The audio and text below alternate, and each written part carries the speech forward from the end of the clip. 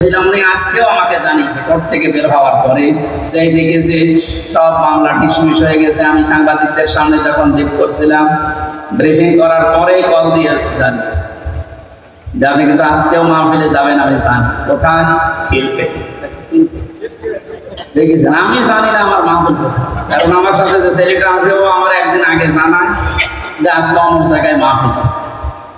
ওনারা জেনে ফেলেছে, কত খোঁজ রাখছে। ওনার ওই কথাটা আমরা আহ্বান জানালাম, আপনারা মেনে চলবেন। মেয়েদের এই সিস্টেম গুলো একটু দরকার, ওনাদের ইসলাম জানা দরকার নেই বলেন। ঢাকাবাসী কোরআনে কারীম থেকে কথা আরম্ভ করার জন্য আমরা আল্লাহর শুকরিয়া জানাচ্ছি, যিনি আমাদেরকে এই স্বাধীনতার একটু হালকা সুখ পাওয়ার তৌফিক দিয়েছেন। যখন আল্লাহর সাহায্য আসবে, বিজয় যখন আপনি দেখতে পাবেন, বিজয়ের যতগুলো ধাপ আছে, একটা ধাপ আমি বাস্তবে সভাপতির সাথে আমি আজকে মিলাবো, একটু মিলাবেন। ওয়ারাইতান নাসা ইয়াদখুলুনা ফি দীনিল্লাহি আফওয়াজা। আল্লাহর সাহায্য আসলে আপনি বিজয় দেখতে পাবেন। বিজয়ের প্রথম ধাপ এটা, দলে দলে পালে পালে মানুষ দেখবেন ইসলামে প্রবেশ করছে।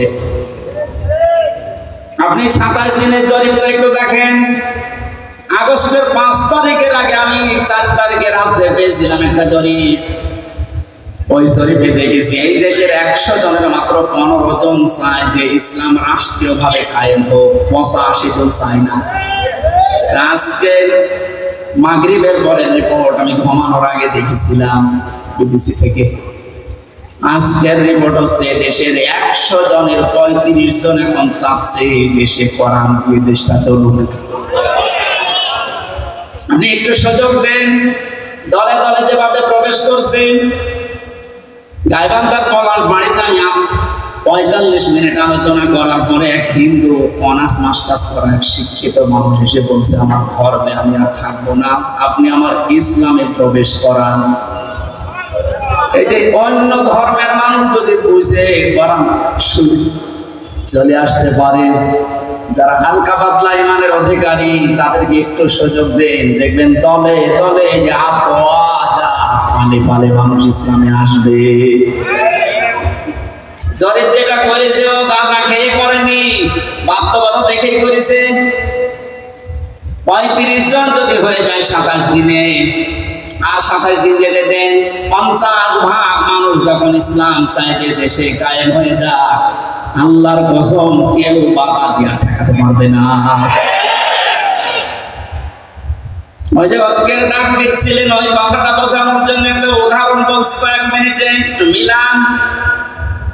হোস্টেলে 100 জন ছাত্র, প্রতিদিন ওনাদেরকে যে নাস্তা দেওয়া হয়, এর ভেতরে 20 জন ঘাট তাড়া করে আছে যে না এই নাস্তা আমরা খাবো। কয়জন? 20 জনের ভেতরে না, 100 জনের ভেতরে 80 জন বলছে এই প্রতিদিন এই যে নাস্তা দেওয়া হয় এটা আমরা খাবো না, এই মেনু পাল্টাতে হবে। হোস্টেল যিনি সুপার আছেন বলছেন তাহলে ভোট দাও। প্রত্যেকে ভোট বাক্স দিয়েছে। কেউ বলছে আমরা রুটি পাউরুটি চাই, রুটি কলা চাই, কেউ খিচুড়ি চাই, কেউ রোল চাই। এভাবে একটা একটা করে দিতে দিতে সর্বশেষ দেখা গেল 20 জন মাত্র যে নাস্তা ছিল আগে ওইটাই আছে, আর বাকি 80 জন এই নাস্তার সাথে একমত না। 20 জনের এক জায়গায় ভোট পড়েছে, এখন 80 জন বাকি আছে, ওরাও ভোট দিয়েছে। কারোটা 15, কারোটা 14, কারোটা 18, এভাবে করতে করতে ভাগ হয়ে গেছে। নাস্তার বিল যেটা পাস হবে, বেশি সংখ্যক যেহেতু মানুষ যেখানে পাস হবে ওইটা, 80 জন থাকার পরও নাস্তার ওই বিলটা পাল্টায়নি। কারণ এখানে কয়জন? আরো জোরে বলেন। আমি শুধু বলার জন্য বলছি তা না, এটা জীবনে মিলাতে হবে। আজ সময় এখন ওইটাই। আমরা সংখ্যায় টুপিওয়ালা মানুষ। এদেশে 100 জনের 96 ভাগ আমরা মুসলমান। 20 জন যদি এদেশে ইসলাম নাও চায়, 80 জন আমরা চাই, কিন্তু ছোটখাটো বিষয় নিয়ে মতপার্থক্য করার কারণে আমরা দল ভিতরে বিভক্ত হয়ে 20 পর্যন্ত যেতে পারছি না। 18, 17, 15 জেলখানার ভেতরে আমি ছিলাম মাওলানা মামুনুল হকের সাথে 3টা বছরই। মানে মাঝে মাঝে বলতেন, হামজা বাইরে থাকতে ভাবতাম কি আর ভেতরে এসে বুঝতেছি কি। এখন যে পাল্টিয়ে যাব, কে বুকে হাত বাঁধে, কে আমিন জোরে বলে, কে নবীকে দাঁড়িয়ে সালাম দেয়, কেউ বসে সালাম দেয়, ওসব সব বাদ। আল্লাহ একজন আছে, রাসূল একজন আছে, কোরআন আছে, এই কথা বিশ্বাস যারা করে তাদেরকে এক জায়গায় নিয়ে আসা লাগবে। ইহুদি, খ্রিস্টান, বৌদ্ধ, মুশরিক যারা, ওরা কিন্তু এই ধোঁয়াগুলো তুলে আমাদেরকে আলাদা আলাদা করে রেখেছে। এই জন্য 80 জন হওয়ার পর 20 জনের সাথে পারছি না। এই কথা বলছে যেভাবে চলতেছে, আশা করছি কোরআনের এই আয়াতটা বাস্তবে আল্লাহ আমাদেরকে দেখাবেন। আরাইতান নাসা ইয়াদখুলুনা ফি দীনিল্লাহি আফওয়াজা, দলে দলে পানে পানে যেভাবে মানুষ ইসলামে আজ দীক্ষিত আর আরম্ভ হয়েছে, আল্লাহ পাক যেন চর্ম চোখে দেখার তৌফিক দেন যে কোরআন দিয়ে 56,000 বর্গ মাইল চলছে। শোক এবং শান্তি শব্দ দুইটা। শোক 3টি বিষয়ের নাম, শান্তি 4টা বিষয়ের নাম। বাস্তবে ছোট জীবনে বহু দেশ আমি ঘুরেছি। আমি আকিজ গ্রুপে চাকরি করতাম খতিব হিসাবে।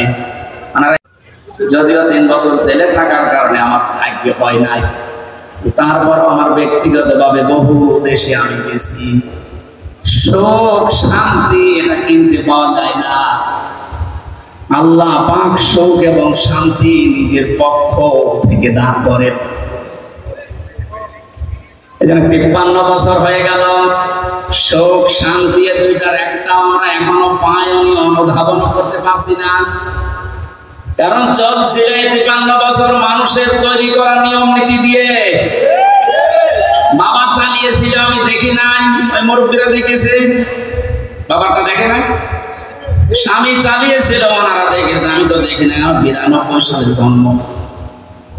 চাচা চালিয়েছিল, বউ চালিয়েছে, ভাবিও চালিয়েছিল, সবগুলো আমরা দেখেছি।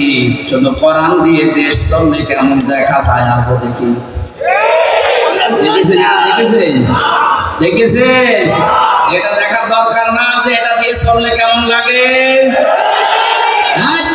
আন্দাজে চিনলেন না, সত্যি সত্যি মন থেকে বলবেন যদি চান ওই 35 জনের ভেতরে আপনি কেন থাকেন যে হ্যাঁ এইটা দিয়ে দেশ যেন চলে, আমি এটা দেখতে চাই। হাত বলেন তো লিল্লাহি তাকবীর।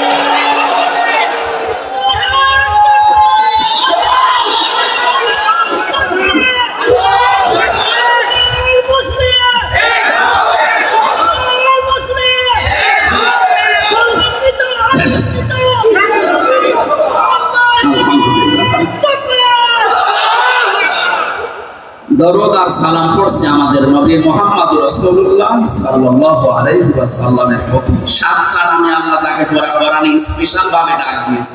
কয়টা? 7টা। 1 নম্বরে নাম দিয়েছেন ইয়াসিন।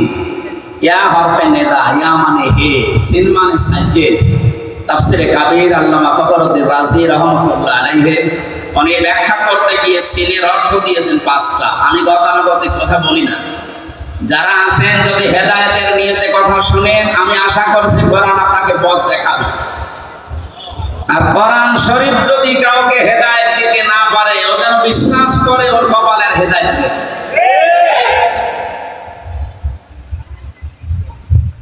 মানিত্তাবাল হুদা বিগাইরিল কোরআন আবাল্লাহুল্লাহ। তিরমিজি শরীফের হাদিস। নবীজি বলেন কোরআন বাদ দিয়ে যদি পৃথিবীর কোন জায়গায় কেউ ভালো হওয়ার নিয়তেও চায়, আল্লাহ নিজে দায়িত্ব নিয়ে তাকে গোমরাহ করে দেয়। ও ঢাকাবাসী শব্দের দিকে খেয়াল করেন, হুজুর আছে আবাল্লাহুল্লাহ তবে ইফাল।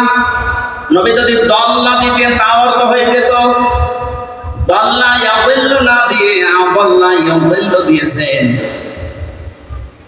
দল্লা শব্দটার বাংলা অর্থ হচ্ছে আপনি নিজেই নিজেকে খারাপ বানিয়ে ফেলেছেন। আর আদাল্লা মানে আল্লাহ নিজে দায়িত্ব নিয়ে আপনাকে নিজে খারাপ বানিয়ে দিয়েছে। এ কথাটার অর্থ কি? কোরআন যেখানে নেই ওই জায়গায় যদি কেউ ভালো হওয়ার নিয়তে যায়, ওকে খারাপ বানাবে হামজা কে? বলেন বলেন। হেদায়েত দেওয়ার একচ্ছত্র মালিকানা কার? দুনিয়া কারো হাতে আল্লাহ দিয়েছেন, এমনকি নবীর হাতেও দেন নাই।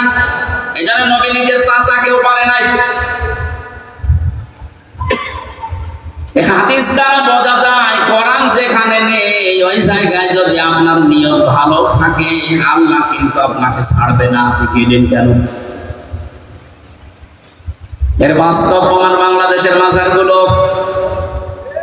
আপনি তাকান আমার কুষ্টিয়া আল্লাহর মাজার, অনেকেই তো চায় ওখানে আল্লাহর ওলি ঘুমিয়ে আছে এই কথা মনে করে, কিন্তু কোরআন ওখানে চলে না, ওখানে চলে শুধু গাঁজা। আমি তো যতটুকু জানি বা দেখেছি সারা দেশ মিলে আপনি যে কয় মন গাঁজা না পাবেন, লালনের মাজারে তার থেকে বেশি গাঁজা পাবেন। আর 9টার পরে গেলে দেখবেন সব অন্ধকার, পুলিশ পাহারা দিয়ে গাঁজা খাওয়াচ্ছে।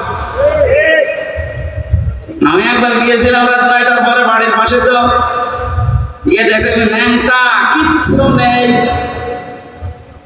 ওরে দুধ খাওয়াচ্ছে। কি এর দুধ খাওয়ান? হুজুর আল্লাহর বলি। আল্লাহর বলি মানে হ্যাঁ, এর ভেতরে মাল আছে। মাল দাও যেটা তো দেখা যাচ্ছে, নতুন কোন মাল দেখা এমন তো সবাই আছে,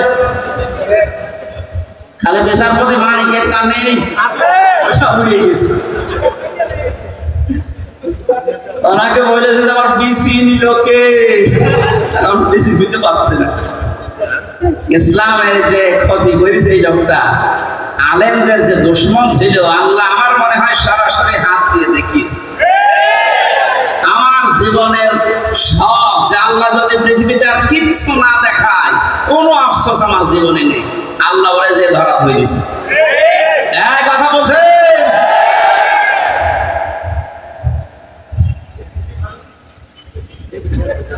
এই লোকটার সম্পর্ক আমি শুনেছি জেলখানায় থাকতে ছোট হুজুরটা আমার সাথে ছিল, ওই যে রফিকুল ইসলাম মাদানি, 2 মাস ছিল। আমার বলছে হামজা ভাই আমারে প্রথমে রিমান্ডে নিয়ে রাত 12:30টার দিকে নিয়ে গেছে হাতির ঝিলে। ওরা উলঙ্গ করেছে আমারে, আমি তো এমনি ছোট মানুষ, আমার জিনিসপত্র ছোট, আসলে ছোট। আমারে নিয়ে পুরা উলঙ্গ করে একটা সিগারেট হাতে ধরিয়ে দিল। অন্ধ উলঙ্গ মেয়ে লোক কোন জায়গা থেকে যেন নিয়ে আসলো, রাস্তার 2 পাশে ব্যারিকেড দিয়ে বন্ধ করা। এটা কোরআন শরীফ আমার সামনে একেবারে সত্য বলছি, আমাকে যা বলেছে ওই ফাঁসির কয়েদখানায় তাই বলছি। অন্ধ উলঙ্গ মেয়ে লোকটা আমার পাশে দাঁড় করিয়ে ছবি তুলছে আর বলছে এটা সকালে ছেড়ে দেব, দেশের মানুষ বুঝবে যে হুজুর কেমন। এত অসহায় লাগছিল ওই সময়, আমি তো এমনিতে ওদের সাইজের চাইতে একেবারেই ছোট, আর মেয়েটা আমার ওর কাঁধ পর্যন্ত আমি অর্ধ উলঙ্গ, কোথা থেকে যেন ভাড়া করে নিয়ে এসেছে। আমার হাতে সিগারেট দিয়ে যেটার গন্ধ শুকলে আমার বমি আসে, ওইটা ধরিয়ে নিজে 2 টান দিয়ে আমার কাছে দিয়ে বলছে বাবা ধরে থাক, অস্ত্র তাক করা আছে, কিচ্ছু করার নেই, ছবি চলছে, সেটা ছেড়ে দেবো সকালে। আমি যেহেতু মজলুম আর বিশ্বাস করি মজলুমের দোয়া কবুল হয়, ইত্তাকি দাওয়াতাল মাজলুম। নবীজি বলেন দুনিয়াতে আশাই করো মজলুমের বরদোয়া থেকে নিজেকে বাঁচিয়ে নিকো, ফাইন্নাহা লাইসা বাইনাহু ওয়া বাইনাল্লাহি হিজাব, কারণ মজলুমের মাঝে আর আল্লাহর মাঝে কোনো পর্দা থাকে না। হাতির ঝিলে ওই পানির পাশে দাঁড়িয়ে আল্লাহর কাছে বলেছিলাম মাবুদ যে অবস্থা করছে আমার তো কিচ্ছু করার নেই, তুমি দেখতে পাচ্ছ। এক এসআইকে ডাক দিয়ে বললাম ভাই আপনারা যা করছেন আমার সাথে কি হারুন স্যার জানে না? মানে উনি তো করছে, যাই বলেছে উনি করাচ্ছে, কারণ রিমান্ডে অনেক মাঝে মাঝে এসে আমার প্রশ্ন করতো, তখন কি ফেরেশতার মতো কথা বলতো, অথচ ভেতরে ভেতরে ওই এত খারাপ অবস্থা আমার করলো। আল্লাহ তুমি সব দেখেছো, আমার যেভাবে ওরা অপমান করেছে ওকেও এইভাবে করবে। করেছে, দেখেছেন না? ও এখন 3 ইঞ্চি। কয় ইঞ্চি? সারা দুনিয়া এখন যাবার নাম অনেকে জানে না, কিন্তু 3 ইঞ্চি ও সবাই জানে। মহিলারা পর্যন্ত জানে তো 3 ইঞ্চি। ছোট হুজুরের দোয়াটা একেবারে মাসলুম, যেহেতু আল্লাহ কবুল করে দুনিয়ায় দেখিয়েছেন, পরবর্তী কি করবে সেটা আল্লাহ ভালো জানেন।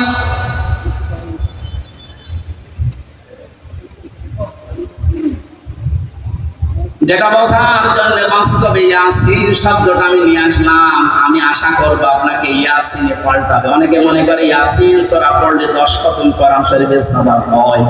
কেন হয়? এখানে 83টা শিক্ষা আছে। এর প্রথম 5টা শিক্ষা হচ্ছে সিনের ভেতরে। আমার শুনতেছে? আল্লাহ ডাক দিয়েছেন ইয়াসিন, হে নেতা। ইয়া মানে হে, সিন মানে সাজ্জেদ, সাজ্জেদের বাংলা অর্থ নেতা। মুফাসসির 5টা অর্থ দিয়েছেন তাফসীরে কাবীরে।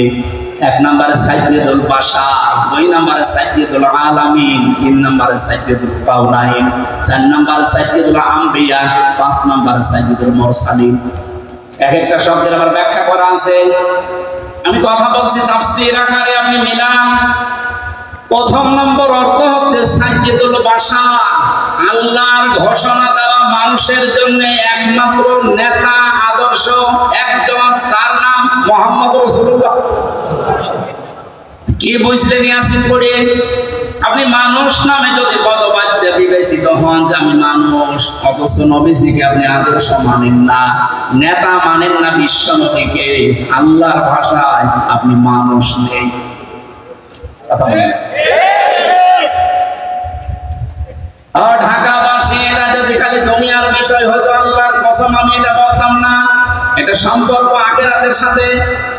ও যদি আয়াত পড়েছিলেন, আয়াতটাতে ছিল ওয়াকুল্লুহুম আতিহি ইয়াউমাল কিয়ামাতি ফারদা। সূরা মরিয়মের 90 নম্বর আয়াত।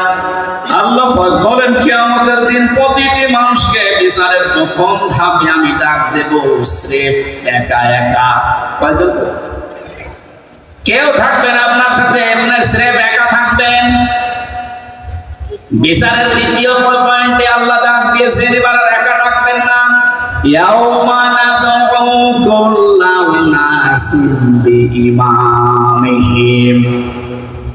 সূরা বানী ইসরাঈল ৭২ নম্বর আয়াতের প্রথম অংশে আছে, আল্লাহ বলেন কিয়ামতে প্রতিটি মানুষকে আবার বিচারের দ্বিতীয় ধাপে, আমাদের যেমন প্রথম সিএমএম কোর্ট, এরপরে জজ কোর্ট, প্রথমে আল্লাহ আপনাকে একা ডাকবে, দ্বিতীয় সিস্টেমে একা না, আপনার নেতা সহ ডাকবে। কে সহ? আপনার নেতা সহ আল্লাহ এবার ডাক দেবেন। আগে নেতা, এরপরে কর্মী। যেহেতু আপনারা শিক্ষিত মানুষ, বিবেক আপনাদের বেশি কাজ করার কথা। নিজের দিকে তাকিয়ে বলেন তো, আপনি দুনিয়ার স্বার্থে হোক আর যে স্বার্থেই হোক, যাকে নেতা মানেন, আদর্শ মানেন, ওই লোকটা যদি কিয়ামতে আপনার সামনে থাকে, পেছনে আপনি দাঁড়িয়ে আছেন, আগে তো আল্লাহ তাকে দেখবে। একবার বলে না কারণ কি মনে হয় আপনার যে ওই লোকটাকে যদি আল্লাহ দেখে আপনাকে মাফ করে দেবে? করে দেখলেই তো আল্লাহর আগে রাগ হয়ে যাবে। আপনার নেতা যদি হয় ইনোর মতো, যারা মানুষ লাঠি দেখছে, লাঠি দেখি কয়েকদিন আগে, আপনার নেতা যদি হয় মেননের মতো, যারা মানুষ পচা ডিম খাওয়াচ্ছে, কি মনে হচ্ছে আপনার শুধু হাসির খোরাকি না, বাস্তবে নিয়ে যান। নিজে এখন বলছেন না, ওই লোকটা যদি সামনে থাকে আল্লাহ আমারে মাফ করবে না, এরকম নিজেই যদি এখন ধারণা করেন, আপনি বিশ্বাস করতে পারেন আপনি ধরা খেয়ে বসে আছেন। আমি আপনার শত্রু না, আমি আপনাকে বাঁচাতে চাই। কারণ দুনিয়ার জীবনে যদি শেষ হয়ে যেত এই ওয়াজ আমি করতাম না। যেহেতু আরেকটা জীবন আছে, এক্ষুনি পাল্টাতে হবে। নেতা যাদের ঠিক নেই, এই মুহূর্তে আপনি পাল্টাবেন। ওয়াশরুমে আসলেন কেন? আপনি যদি নাই মানতে পারেন, নিজেও কোরআন শরীফ পড়েন না, হামজা বলছে আপনি মানেন না, আপনি কি হয়েছে? এই মুহূর্তে সিদ্ধান্ত পাল্টান। যাদের নেতা ঠিক নেই, আপনি ধরা খাচ্ছেন, সুতরাং এমন মানুষকে নেতা মানা লাগবে যে লোকটা আল্লাহ এবং রাসূলকে মেনে চলে, আর এটা নফল না, এটা ফরজ। এটা কোন মানালাম? সূরা নিসা 5 নাম্বার পারা 6 নাম্বার পৃষ্ঠা 9 নাম্বার লাইনের 59 নাম্বার আয়াতের প্রথম অংশে আছে। আমি যতগুলো তাফসীর বিশ্ববিদ্যালয়ে থাকাকালীন মিলিয়েছি, সব মুফাসসির এই মাঝখানে যে আতিউ এই শব্দের ব্যাখ্যায় একমত। আল্লাহ পাক বলেন, ইয়া আইয়ুহাল্লাযীনা আমানু আতিউল্লাহা ওয়া আতিউর রাসূলা ওয়া উলিল আমরি মিনকুম। ওহে যারা ঈমানের দাবি করো তাদেরকে বলছি, আমি আল্লাহর আনুগত্য করো, আমার রাসূলের ইতাআত করো, আনুগত্য করো। এই দুইটা জায়গার আগে দেখবেন আতিউ এই ফেল আছে, ভার্ব, ক্রিয়া। এটা আল্লাহ নবীজির নামে আর নিজের নামে রেখেছেন, কিন্তু উলিল আমরি মিনকুম এর আগে আতিউ দেননি। সব মুফাসসির একমত, আল্লাহ রাসূলকে মানতে হবে, কোনো প্রশ্ন করা যাবে না। কথা বলে না কেন? আল্লাহ রাসূলের পরে কিয়ামত পর্যন্ত যারা নেতৃত্ব দেবে দুনিয়ায়, যে মানুষগুলো এই পৃথিবীর নেতৃত্বে আসবে, উলিল আমর যারা, তাদেরকে যদি মেনে চলতে হয় নেতা হিসাবে, অবশ্যই দেখা লাগবে এরা আল্লাহ রাসূলকে মেনে চলে কিনা। যারা আল্লাহ রাসূলকে মেনে চলে না, তাদের জন্য রাজনীতি করা জায়েজ নেই। নেতা হওয়া, নেতৃত্ব দেওয়া, তাদের নেতৃত্ব মেনে নেওয়া জায়েজ নেই। এটা রাজনীতি মনে করে যদি চলে যান, আপনার কপালে আগুন লাগবে। সূরা বাকারার 124 নাম্বার আয়াত, وَإِذِ ابْتَلَى إِبْرَاهِيمَ رَبُّهُ بِكَلِمَاتٍ فَأَتَمَّهُنَّ قَالَ إِنِّي جَاعِلُكَ لِلنَّاسِ إِمَامًا।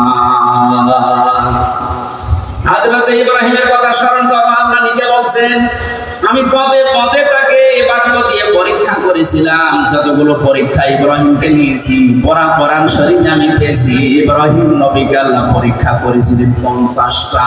কয়টা বলেন বলেন? 50টা পরীক্ষায় তিনি উত্তীর্ণ, একটাও ফেল করেননি।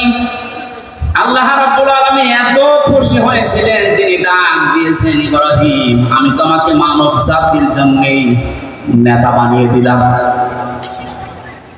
হযরত ইব্রাহিম বলেছিলেন, হে আল্লাহ, এই যে নেতৃত্ব দেওয়ার গুণাবলী, নেতা হওয়া, এটা কি শুধু আমি একাই পেলাম? ওয়ালা মিন যুররিয়াতি, নাকি আমার সন্তানাদি যারা দিয়া কিয়ামত পর্যন্ত আসবে এরাও কি নেতা হতে পারবে? আল্লাহ সঙ্গে সঙ্গে সাফ ঘোষণা দিয়েছেন, ক্বালা লা ইয়ানালু আহদিস যালিমিন। ইয়ানালু এটা মুসারে, বর্তমান, ভবিষ্যৎ, প্রেজেন্ট, ফিউচার। আল্লাহ পাক বলেন, তোমার সন্তানাদি কিয়ামত পর্যন্ত যারা আসবে তারা নেতা হতে পারবে, নেতৃত্ব দিতে পারবে, ইমাম হতে পারবে, কিন্তু জালেমদের জন্য আল্লাহর এই ওয়াদা নেই। ইয়াতে মুফাসসিরিন ইকরাম ফি জিলালিল কোরআনে লিখেছেন, সাইয়্যিদ কুতুব, যে দুনিয়ায় যারা জুলুম করে, সে নিজের উপরে হোক, পরিবারের উপরে হোক, সমাজের উপরে হোক, রাষ্ট্রের উপরে হোক, জনগণের উপরে হোক, যারা জুলুম করবে তাদের জন্য নেতা হওয়া, নেতৃত্ব দেওয়া, রাজনীতি করা জায়েজ নেই, হারাম। অথচ বাংলাদেশে তো উল্টা, যে যত বড় জালেম সে তত বড় নেতা। বেশি করে ফেললাম? কিছুই বেশি হয়নি, কম হয়েছে। আহাদিস জালিমিন দিয়েছেন আল্লাহ, জালেমদের জন্য কোনো ওয়াদা নেই, আর তারা এখন বড় বড় নেতা হয়। 15 বছরে তারা আমাদেরকে বলেছিল কোনো মসজিদে থাক, খানকায় থাক, আর এই ময়দানটা আমরা 2000 টাকা যদি বাজেট হয়, 5 টাকা খরচ করে 1995 টাকা খেয়ে এক একটা প্রকল্পের জন্য 3 বার, 5 বার, 7 বার, 10 বার, 11 বার করে বাজেট হয়। এক একজনের যে টাকা পাচারের এই যে এখন দেখছি, আমার মনে হয় যদি কিয়ামত পর্যন্ত হায়াত পেত এই লোকটা, এত টাকার মালিক হওয়া ওর দ্বারা বৈধ পথে সম্ভব না।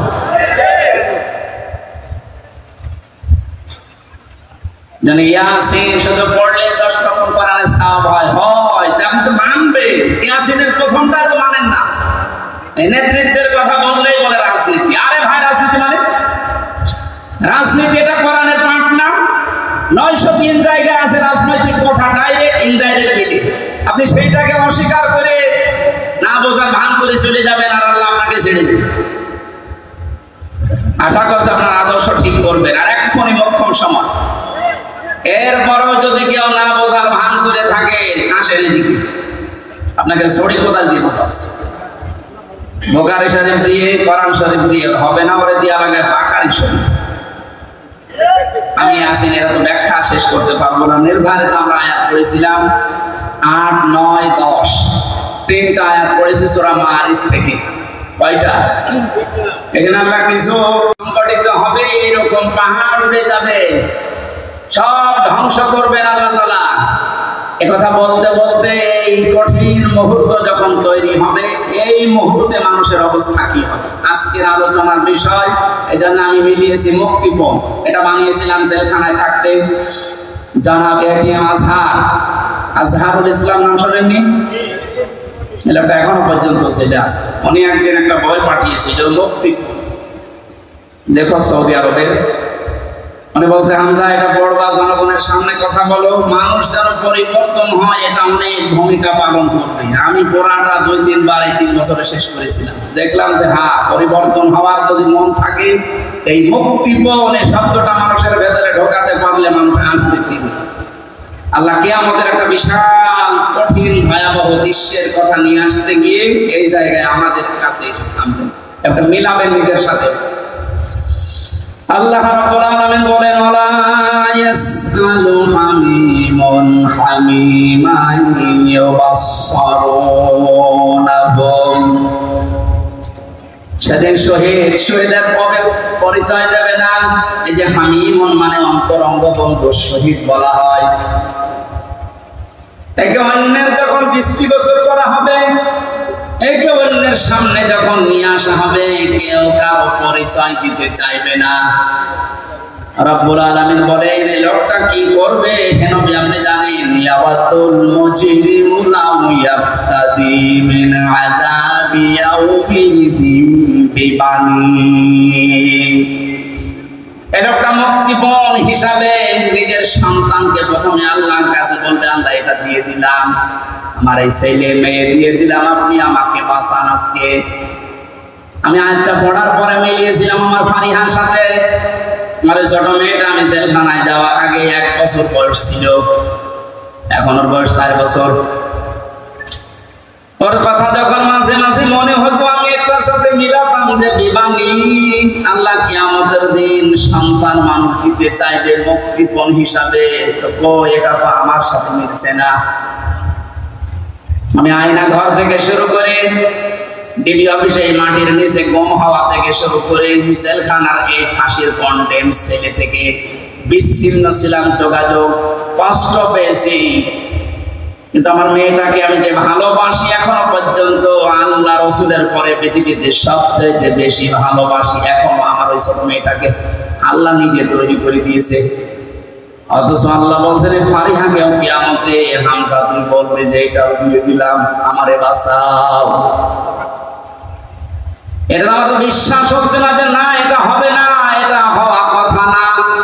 আল্লাহ বলেন শুধু ফারিহাকে না, ওয়াসাহিবাতিহি ওয়া আখি,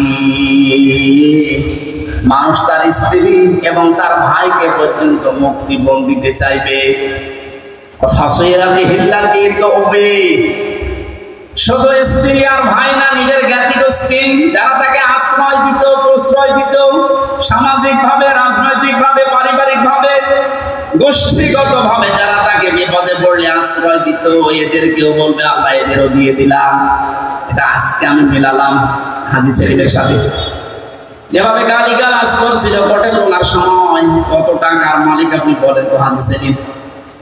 অথচ যে গাল আজকে খেয়েছে, যে ডিম খেয়েছে, তাও এতগুলো প্রশাসনের মানুষ পাহারা দেওয়ার পরেও ও কাছকে হাও মাও করে কাটছিল কাছে দাঁড়িয়ে। অত মনের ভেতরে এইটা আসছিল কি করলাম, যা দুনিয়া আছে সব আজকে দিয়ে বলল জজ সাহেব আপনি আমার শুধু মুক্তি দিয়ে দেন। ওরে কান্নার ভেতরে এই আওয়াজই ভেসে আসছিল, জামিন নামঞ্জুর করে জেলে পাঠিয়েছে। আল্লাহ বলেন জ্ঞাতি গোষ্ঠী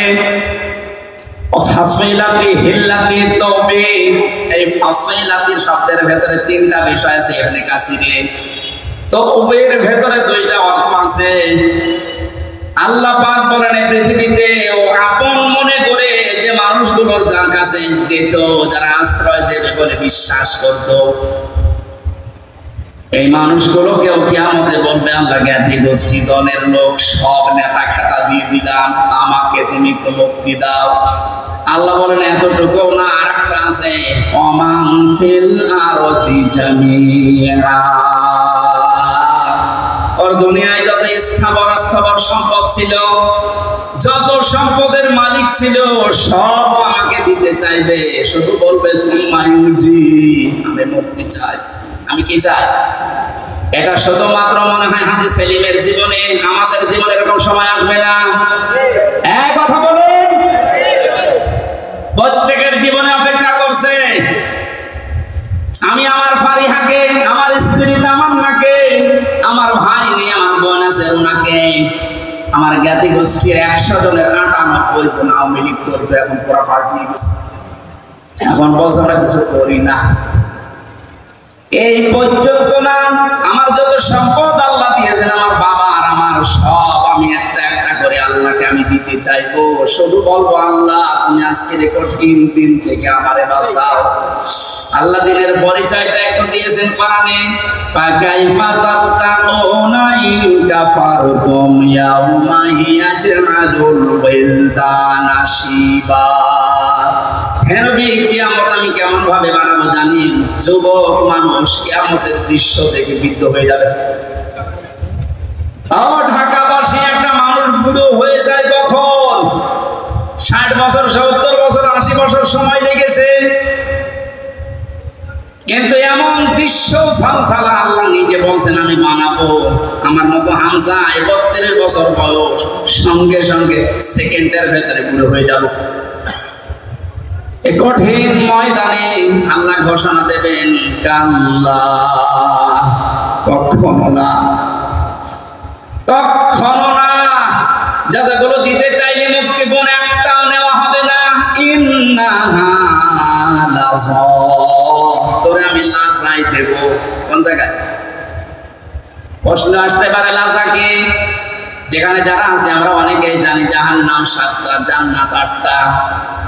আমি কোরআনে কারিমে পেয়েছি ইলাহা সাবাতু আবওয়াব লিকুল্লি বাবিম মিনহুম জুজউম মাকসুম। সূরা হিজরের 44 নম্বর আয়াতে আছে, আল্লাহ পাক বলেন জাহান্নামের দরজা 7টা, যে যে অপরাধ করবে আল্লাহ তাকে ওই দরজা দিয়ে ওই জাহান্নামে প্রবেশ করাবে। তাহলে জাহান্নাম একটা, এর দরজা 7টা। কয়টা? এটা মনে হচ্ছে কোন স্কুল না? এখানে 1 থেকে মনে করেন 5 পর্যন্ত পড়ানো হয়। প্রত্যেকটি ক্লাসে আলাদা আলাদা রুম আছে, কিন্তু ক্লাস বিদ্যালয় বা শ্রেণী এটা একটাই বলা হয় যে এটা বিদ্যালয় বা মাদ্রাসা, স্কুল যাই বলেন স্কুল। এই স্কুলের 5টি স্তর আছে, 1 থেকে 5 পর্যন্ত। যে যে ক্লাসে পড়ে সে দরজা দিয়ে প্রবেশ করে ক্লাস করে বাড়ি চলে যায়। 3-তে পড়ে 5-এ গিয়ে ক্লাস করতে পারবে। এটা যেমন সহজে বুঝলেন। আল্লাহ পাক জাহান্নাম বানিয়েছেন একটা, স্তর বানিয়েছেন এরকম 7টা। দুনিয়ায় যে যে ধরনের অপরাধ করবে তাকে ওই দরজা দিয়ে প্রবেশ করিয়ে শাস্তি দেবে। এর প্রথম নম্বর দরজার নাম হচ্ছে হুতামা, খুব ভয়ঙ্কর জায়গা। এর দ্বিতীয় নম্বরে লাজা। আল্লাহ বলেন এই যে মানুষগুলো মুক্তিপণ হিসাবে কিয়ামতের কঠিন দৃশ্য থেকে দিতে চাইবে, দিতে চাইবে, দিতে চাইবে, আমার আওয়াজ হবে কাল্লা না, ইন্নাহা লাযা, তোরে লাজার দরজা দিয়ে প্রবেশ করাবো। এটা কেমন জায়গা হে নবী আপনি জানেন? নাযারাতাল লিশশাওয়া, এখানে ঢুকলে আগে মানুষের চামড়া খসে যাবে। শাওয়া শব্দের শাব্দিক অর্থ পেয়েছি ইবনে কাসিরে, হাড় টুকরা টুকরা করলে যেভাবে খণ্ড বিখণ্ড হয়ে যায়, উপরে বাড়ি দিলে হাড় যেভাবে খণ্ড খণ্ড হয়ে যায়, এইরকম জায়গা এটা। বাংলাদেশ সহ বিশ্বের যত কঠিন জায়গা আছে, শুধু যেখানে কারেন্টের শর্ট দিয়ে মানুষকে গলিয়ে ফেলা হয়, এইটা বাদ দিয়ে এদেশে এমন কোন রিমান্ডের জায়গা নেই যেখানে গেলে চামড়া আগেই খসে যায়। আমরা বহুবার বলেছিল যে এই যে এগুলো আমরা তুলি, অস্ত্র নিয়ে এসেছিল বিভিন্ন মেশিন, যে এই যে নখ আমরা তুলে ফেলি এইটা দিয়ে, ওটা দেওয়ার পরে এরপরে টান দেবেন, এরপরে উঠবে, তাছাড়া ধরে রাখলে ওঠে না। লাজায় প্রবেশ করার সঙ্গে সঙ্গে মানুষের চামড়া আর এই নখগুলো উঠে চলে যাবে। এবার আপনি ভাবেন তো বাস্তবতা নিয়ে যে কিরকম জায়গা এটা, যেখানে প্রবেশ করলে আগে চামড়া খসে চলে যায়, নখ উড়িয়ে যায়। আল্লাহ বলে কঠিন ভয়ঙ্কর জায়গায় কাদেরকে ডাকবে জানো? মান আদবারা ওয়া তাওয়াল্লা। এই দুনিয়ায় যে মানুষগুলোকে সত্যের দিকে আহ্বান করা হয়েছে, এরা সত্যের কথা শোনার পরে অহংকার করে এতবার করেছে, মুখ ফিরিয়ে দিয়েছে। আমার মনে হয় আয়াতের বাস্তবতা বাংলাদেশে সবচেয়ে বেশি। এত কোরআনের কথা আলোচনা পৃথিবীর কোন জায়গায় হয় না। এত আলোচনা হওয়ার পরে সত্যকে সত্য জানার পরেও যারা ঘাড় ঘুরিয়ে অহংকার করে চলে যান, আপনার জন্য আল্লাহ লাজা প্রস্তুত করে রেখেছে। ইহুদি খ্রিস্টানদের আমরা প্রতিদিন 17 বার করে বর্ণনা দেই। কতবার? এই যে গায়রিল মাগদুবি আলাইহিম ওয়ালাদ-দাল্লিন, দুইটা জাতির কথা আছে, ইহুদি আর খ্রিস্টান। বারবার আল্লাহকে বলা হচ্ছে, আল্লাহ এদের পথ আমাদেরকে দেখিও না, এরা অভিশপ্ত। এরা অভিশপ্ত না? আমি তাফসীরে পড়েছি কেন আল্লাহ এদের নাম দিলেন। কারণ ইহুদি খ্রিস্টানদের কাছে সত্য এসেছিল আমাদের নবীজি সম্পর্কে, যে বিশ্ব নবী মুহাম্মদ রাসূলুল্লাহ শেষ নবী, এটা সর্বশেষ নবী, শ্রেষ্ঠ নবী। ইহুদি আর খ্রিস্টানরা জানতো ওদের তাওরাতে ইনজিলে স্পষ্ট আছে লেখা, এরপর অহংকার করে হিংসা করে মানত না। আপনি কিন্তু বুঝতে পারছেন হামজা যা বলছে কোরআন দিয়ে হাদিস দিয়ে ও বানিয়ে বলছে না, ও সত্য কথায়। সত্য জানার পরেও অহংকার করে হিংসা করে অনেকে এরপরও চলে যাবে। এদের জন্যই লাসা। 2 নম্বরে যারা মাল সম্পদ জমা করে আর বারবার সংরক্ষিত রাখার চেষ্টা করে। আজ হাজারো মানুষে বাংলাদেশে চরিত্রের আছে, অবৈধ নেই, মাল জমা করে যাচ্ছে। ইহসাবু আন্না মালাহু আখলাদা, ও মনে করে এটা আমার কাছে স্থায়ী ভাবে থাকবে। শুধু জমা করে শেষ না, এটা সংরক্ষণ করার জন্য কত কায়দা কৌশল। এদেশে জায়গা হয় না, বেগম পাড়া বানাচ্ছে। এদেশে জায়গা হয় না, সুইস ব্যাংকে রাখছে যেন সংরক্ষিত থাকে। সম্পদ উপার্জন করা নিষেধ না, বৈধ পথ বাদ দিয়ে যারা অবৈধ করে উপার্জন করার পরে এগুলো যারা সংরক্ষণ করার চেষ্টায় আছেন হক আদায় না করে, তার মানে যাকাত দেওয়ার হক ছিল আপনি দেননি, দান সাদাকা করার অর্থ ছিল আপনি করেননি।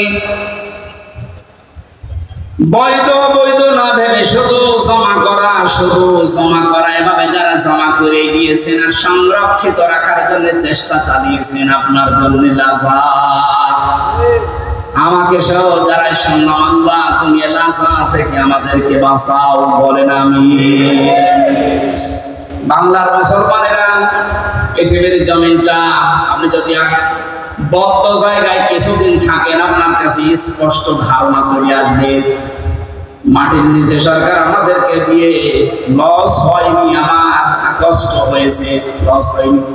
দুনিয়ার জীবনটা আগে যে দৃষ্টিতে দেখতাম, পুরা দৃষ্টি আমার পাল্টিয়ে গেছে। আল্লাহ তাআলা বলেন, আমার হায়াতুদ দুনিয়া ইল্লা মাতাউল গুরুর, পৃথিবীর জমিনটা ধোঁকা। বাস্তবে এখন দেখছি ঠিক 100 ভাগ আসলে ধোঁকা। আমার মা বাবা ধোঁকা, স্ত্রী ধোকা, সন্তানাদি ধোকা, আপনার নেতা খেতা দলের লোক সব ধোকা। মনে করছেন না মা বাবার সম্পর্কে কথা বললো কেন? ধোকা। আপনি বাস্তবে নিয়ে যান দেখবেন।